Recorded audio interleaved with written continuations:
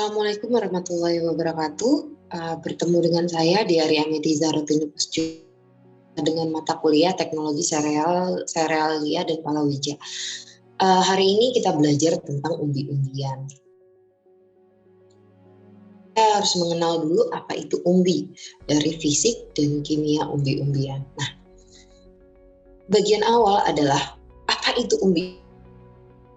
Biasanya yang dikatakan umbi-umbian itu bagian pada tanaman yang mengalami perubahan fungsi. Jadi semestinya dia merupakan akar, daun yang ada di dalam bawah tanah, yang tertanam di bawah tanah, tapi dia berubah menjadi cadangan makanan. Jadi ada posisinya di bawah tanah, bisa berupa akar, bisa berupa batang, bisa berupa daun. Jadi tidak hanya berupa akar, jadi ada yang berupa daun, bisa berupa batang, dan juga bisa berupa akar.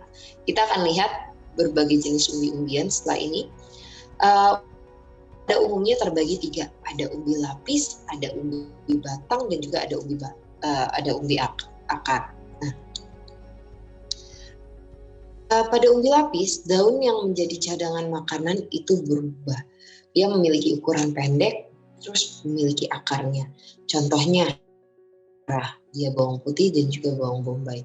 Pada umbi lapis ini sebenarnya adalah daun, tapi dia berubah. Daunnya itu ada di dalam tanah, kemudian dia berubah menjadi cadangan makanan sehingga terciptalah bawang merah, bawang putih, dan bawang bombay. Jadi kalau misalnya kalian melihat bawang, itu memiliki lapisan. Kalau bawang merah aja itu lapisan, kemudian lapisannya pun bisa berubah menjadi lapisan kulit kembali, atau itu kalau misalnya di sini dikatakan dia merupakan sebuah daun menjadi cadangan makanan. Kemudian ada umbi batang. Umbi batang memiliki titik tumbuh sehingga dapat menumbuhkan tunas. Jadi contohnya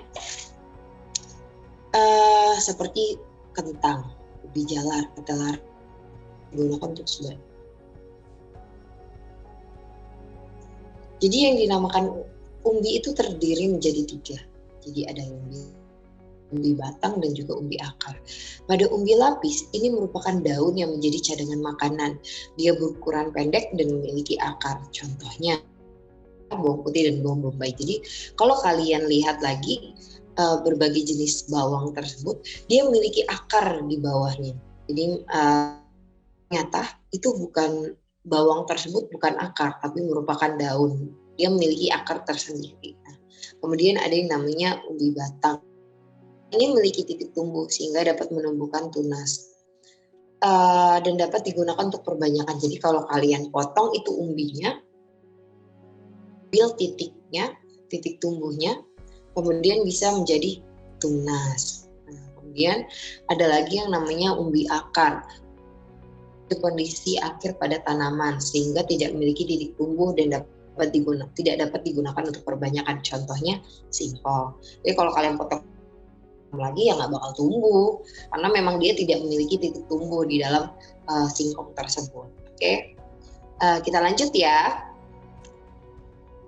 Perbedaan antar umbi.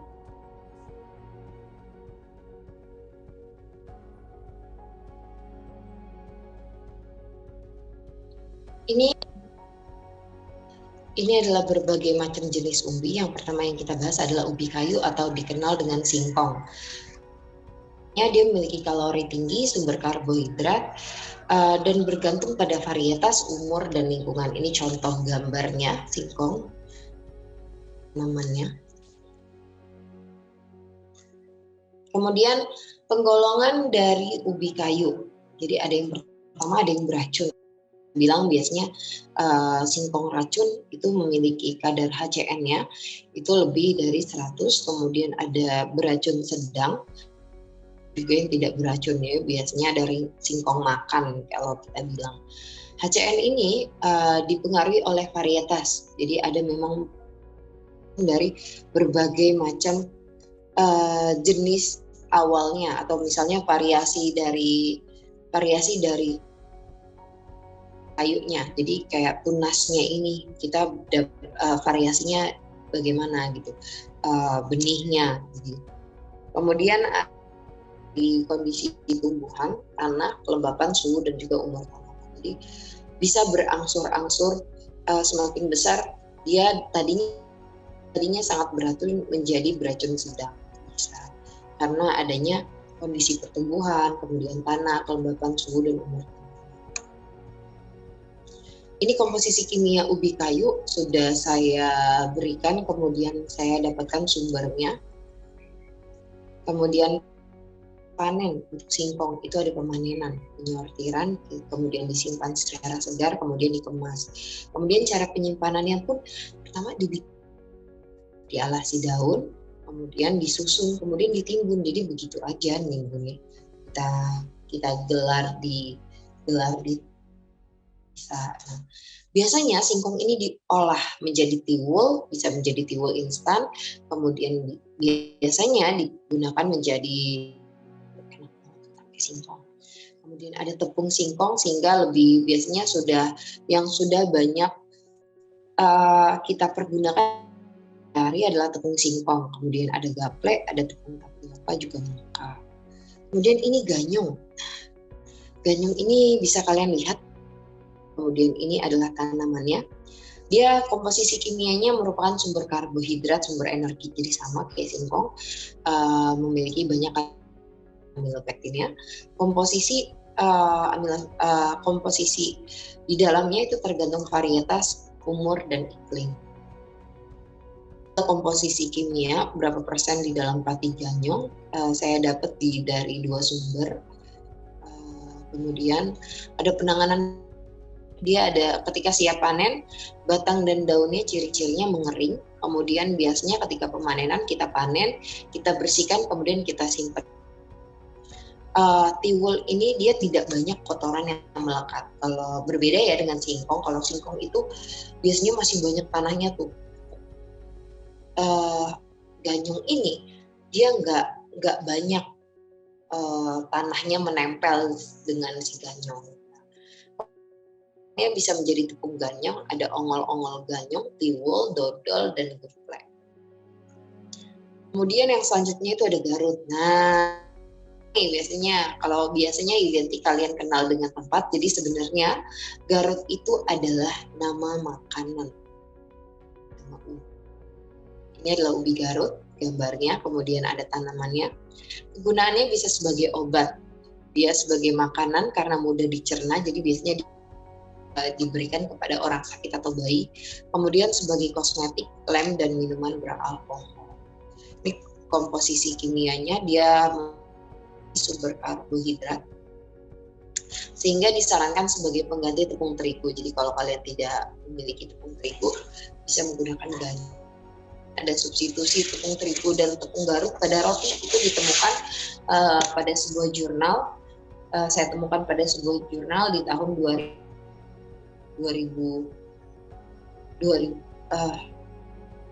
substitusi tepung terigu dan tepung garut pada roti tawar itu memiliki 7,1 sampai 8% itu ditemukan pada ini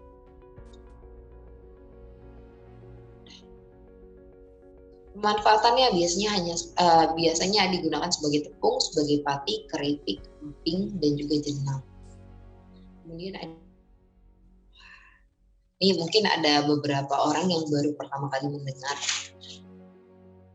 Mungkin ada beberapa orang yang baru pertama kali ada gadung. Gadung itu merupakan ubi beracun. Jadi kalau misalnya kita makan dengan begitu saja dapat nih langsung kita makan, cuci biasa sekali itu jangan ya. Jadi dia memiliki racun, racunnya sama HCN juga. Tapi dia bisa dihilangkan dengan pencucian di air mengalir sebanyak. Karena memang tingkat racunnya memang.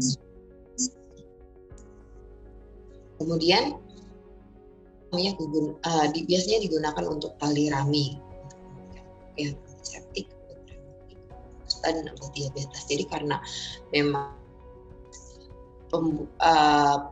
proses penanganan pasca panennya lama, dicucinya di air mengalir 3-4 hari harus dicuci. sebanyak selama itu, dan memang agak lama, jadi biasanya memang tidak digunakan untuk makan. Untuk makan secara langsung ya gitu, jadi memang digunakan banyak untuk pengobatan. Ini dia juga merupakan karbohidrat. Pemanenannya dia disimpan secara segar, jadi dia bisa tahan lama, sama seperti titik kritis penyimpanan jika suhu pengawasan dan aerasi tidak sesuai. Dia memiliki racun, dia biasanya merupakan diolah menjadi keripik. Ini ada ubi gembili. Ubi gembili, ini bentuknya daunnya seperti ini, tanamannya, kemudian ini merupakan umbinya, merupakan sumber yang dibuat sebagai pati atau tepung juga, dan sebagai bahan baku alkohol biasanya. Kimianya, penanganan pasca panen tidak bisa disimpan lama karena mengeras, jadi makin lama makin keras dan makin keras tapi dalamnya ternyata lunak, kemudian rasanya menjadi tidak enak, kalau tidak langsung dikonsumsi segar. Dia biasanya dimanfaatkan sebagai tepung dan juga keripik.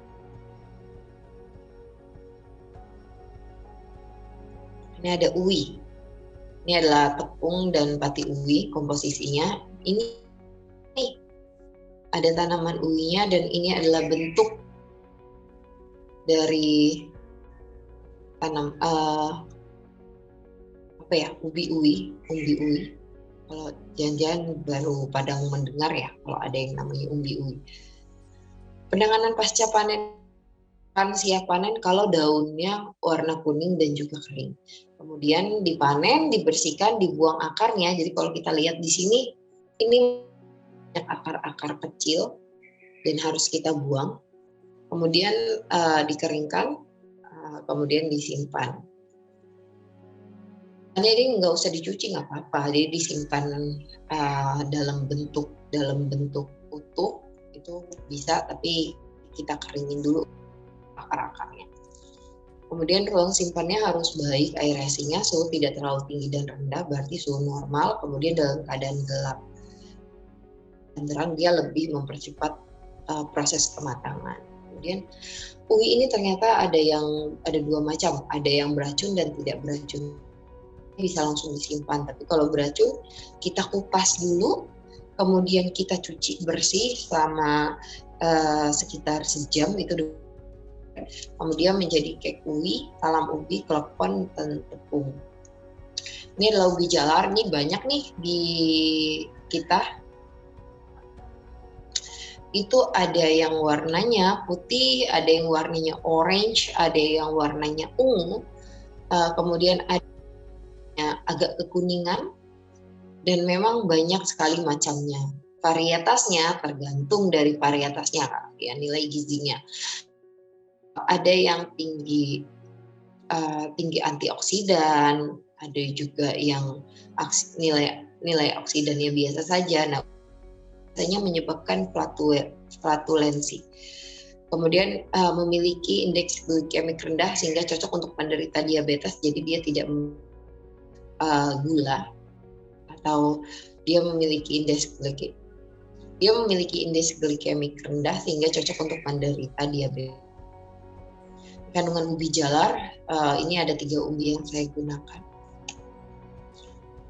Pasca panennya dia di umur panen 3,5 atau 4 sampai 4,5 bulan tuh sudah bisa dipanen. Kemudian biasa kita makan menjadi keripik, tape keripik, simulasi keripik yang dijadikan sebagai bahan substitusi. Kemudian ada juga tepung biasanya kita gunakan. Dan ini talas ini memiliki kelemahan, ada rasa gatal, sensasi terbakar, dan iritasi kulit pada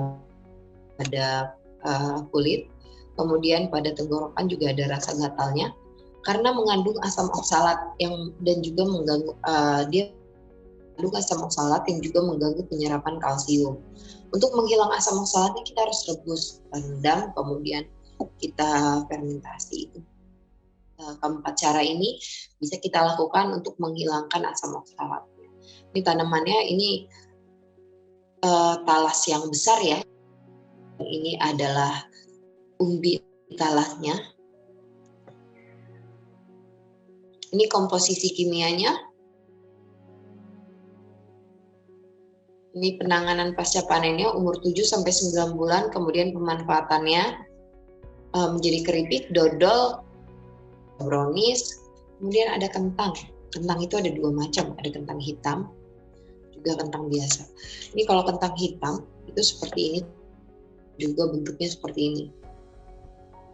Umur panen 5 sampai 6 atau 6 sampai 8 bulan, disimpan di tempat kering. Kemudian pemanfaatan hitam biasanya digunakan menjadi mie, cookies, crackers, atau flakes, dan yang lainnya. Ini kandungan komposisi kimianya. Nah ini kalau warna hitam, ini kentang yang biasa kita olah dan dia berwarna kuning kecoklatan atau coklat-coklat kuning gitu. Penanganan pasca panennya ini tanamannya seperti ini, kemudian ini bentuk kentangnya kayaknya sih kita udah pada tahu ya bentuk apa.